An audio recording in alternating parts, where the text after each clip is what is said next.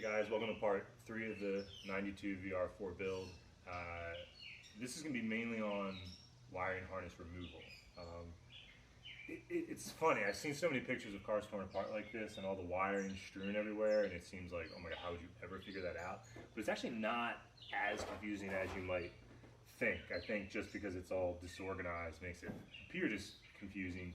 But as long as you take your time and label every wire with a detailed description, you shouldn't have an issue figuring it out. Even once we get this opened up and we're able to trace wires back to the ECU or whatever they're serving, we could still figure out what they are even after the fact.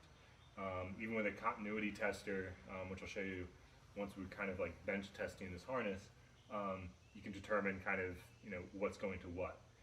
So with this video, I wanted to kind of start to help you understand just how the wiring harness is routed. There's really good diagrams in the factory service manual, which I'll post some pictures of as well. But basically, you have from the fuse box, the bulk of the wiring is coming in at the firewall in the passenger corner here, and it goes from the fuse box, and it also loops around the front of the car and comes in on the driver's side at this secondary fuse box here. So the main amount of wires is coming in here, and then there's a protective cover that runs underneath that then connects into the ECU. So there's just about 4 screws holding this down. So I'll go ahead and remove this, and I'll get you a better view here.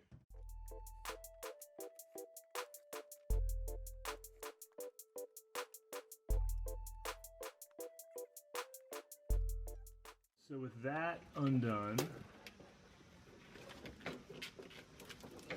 you can now see how this main harness comes in and then exits at the passenger side firewall. So I'm going to attempt to feed all this back through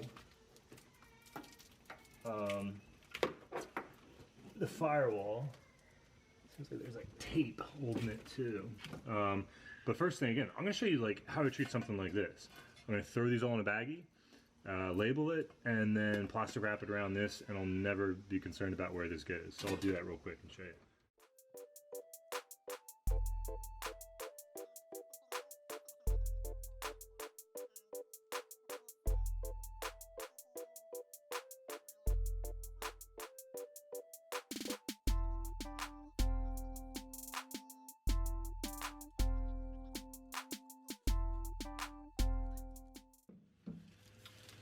And there you go, and then it just makes it so much easier putting this back together.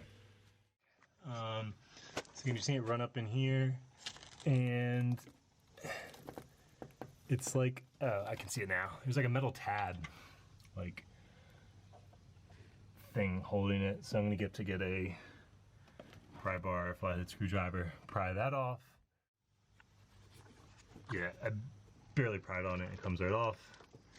Now to push everything through here, so I'll feed it through and show you on the other side it coming out.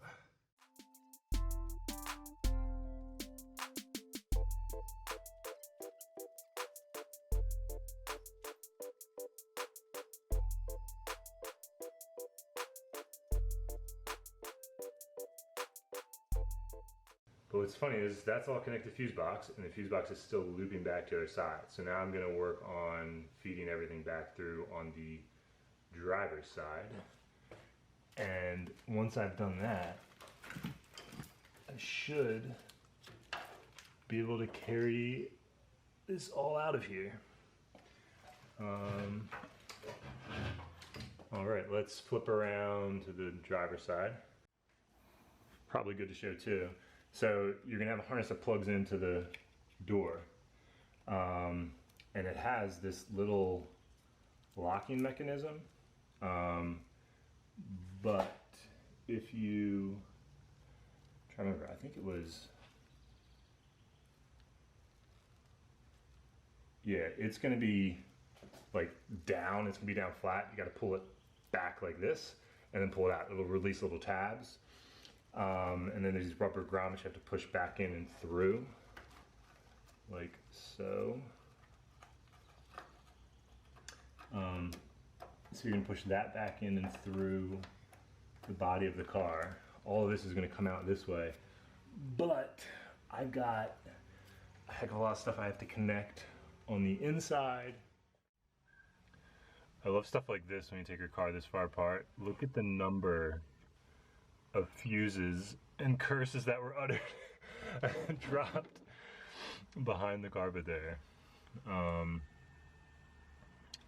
Just thought I'd share. All right, now I'm actually gonna remove this bracket and this bracket just so I'm not running into them all the time.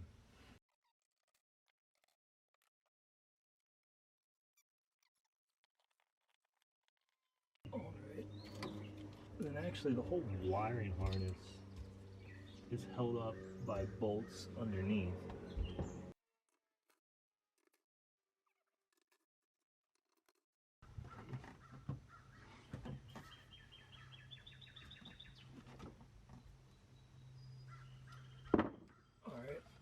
Undo the steering column to dash, and I'm gonna label these.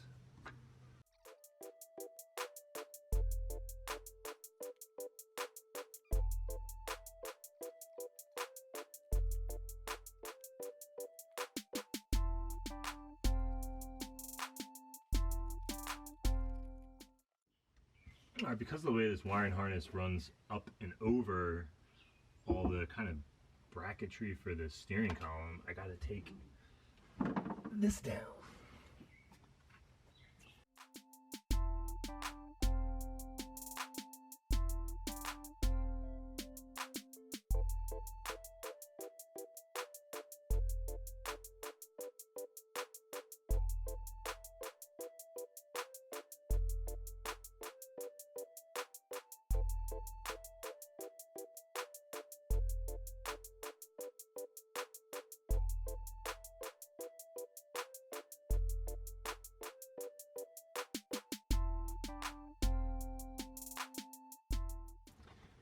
But you can see the wiring harness is starting to come down more, and there's still other things holding it. But give me it. I'm gonna take some time now to clean everything up. I'm gonna show you like how messy this is. But I gotta take some time just to like get everything out and get it all clean. I got too much sitting in here that's already taken apart.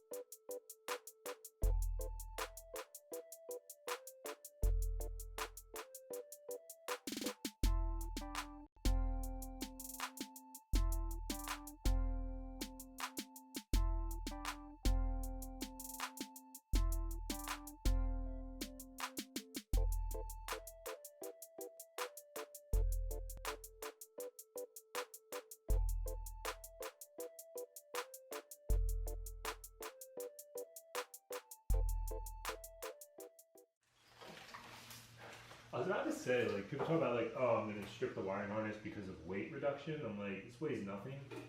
Now that I'm picking this up, this probably weighs, I'm actually curious to weigh it, but it's like, I mean, 40 pounds?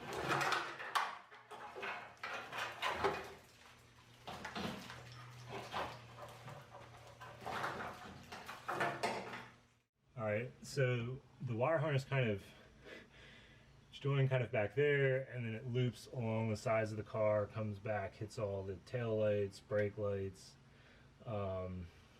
active aero if you have a first gen is back here, ECS computer right up there, kind of all circles around. So I'm hoping a lot of this can stay connected. I'm just gonna label like crazy while I know what stuff is.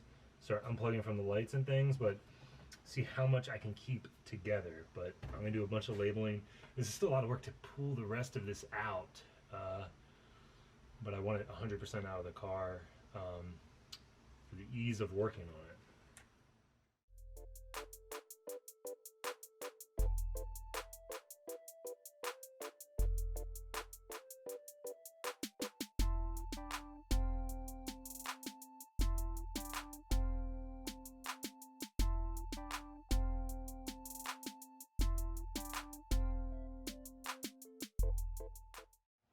Alright, now I'm gonna pretty much take the rest of the wiring harness out. So it kind of comes down both sides, meets in the middle. Along here, a couple suggestions. You don't have to take this that far apart. You just have to detach it and unplug a couple of things. I started like cutting tape. It's like, just keep it together because it just keeps things a little well organized. And then as you lay it back out to work on it, it'll make sense. So I'm just going to kind of pull this through. Already kind of pulled that side through, and then try to like lift this up and out.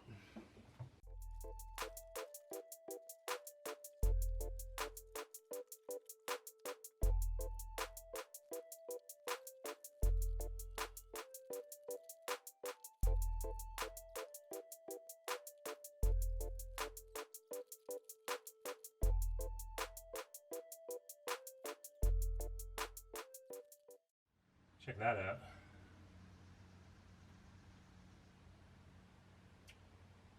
That's a lot of stuff gone. Alright, so there it is. Pretty much the entire wiring harness is out of the car. The exception of things like running up the A-pillar and different things that I unplugged, but the main harness is out of the car. What I plan to do now is take that harness and either get set up on a large table or something like that down in my basement, and then reconnect everything and make sure it's properly working before I even start to take the first wires out of the harness. And then basically do a bench test, so I could turn on accessories, I could run headlights, test brake lights, reverse. I could, I'm going to be taking these switches out. I can turn them on and off and really make sure everything's properly working. Then as I start to pull things out, I can keep testing. So if something goes wrong, I get a sense to know what it is. I can't imagine not doing that and then re-looming everything, because I'm going to be opening the entire harness up, taking all the loom, throwing it away, and not knowing for sure if it's going to work when you put it back in the car. That'd just be too scary. So as far as upcoming videos, I got the feedback on wanting to see the motor torn apart and kind of walking through that process. But I just don't know what I'm doing with the power plant yet, so I'm trying to focus on the interior. So I think some of the videos that are going to be in the future are more so going to be prepping for paint. So I am going to be painting not only the interior, but the engine bay. I'm going to do it myself. I've never done something like that. All my paint experience is like spray can, so that'll be interesting. And also some welding. I have done welding a long time ago. But there's just different things that need repairs, like even like the e-brake handle. This is like torn up. There's like random punctures from maybe even being rusted out. So there's different repairs I'm gonna do. So I'm gonna kind of tear all this up and grind everything down, prep it for paint and things like that. Yeah, that's the main thing. So thanks again for watching. Appreciate you guys subscribing and liking the videos, and I'm just gonna keep progressing through this. Thank you. Bye.